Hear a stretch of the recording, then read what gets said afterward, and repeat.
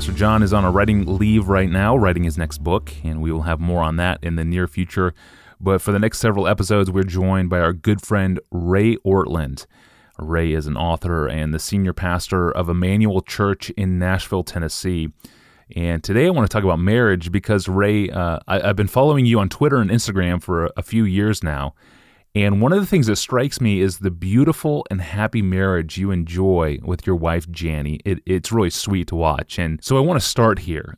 Speaking especially to guys, what is the secret to a long and sweet and happy marriage?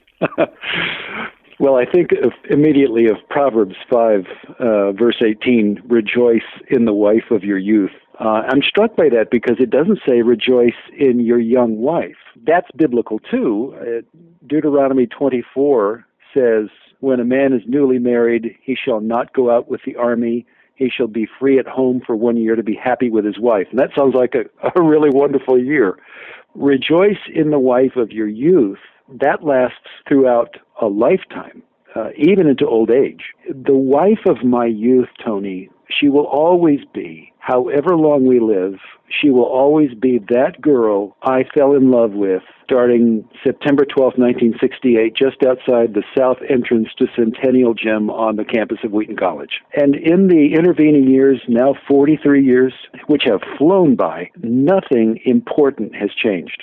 She is still that girl who gave herself to me on our wedding day. She literally put herself in my arms. She could not have been more trusting. She could not have honored me any more than she did. And Proverbs 5:18 is calling me to remember that and dwell on that, the privilege of falling in love with her, being entrusted by God with this precious girl, dwelling on that, marveling at that, rejoicing in that.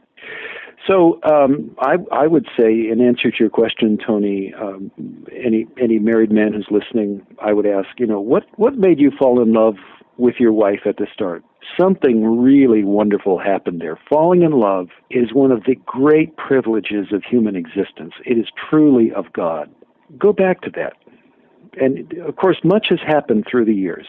But if you still have that girl, she counts for more than all the troubles of this life.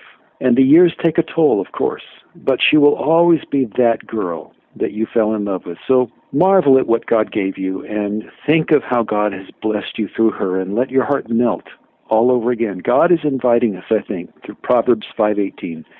He's inviting every married man into a lifetime of careful, thoughtful, intentional rejoicing as long as we both shall live. Wonderful. Thank you for that reminder, Ray. That's Ray Ortlund, the author of several books, including two of my favorites. His commentary on Proverbs, which is just outstanding, is one of my top 10 books of the year back in 2012, and I really enjoyed reading his latest title, The Gospel, How the Church Portrays the Beauty of Christ, which was in my list of best books in 2014. And we'll talk about the role of the local church later on. I have several more questions for Ray coming up. I'm your host, Tony Reinke. We'll see you tomorrow.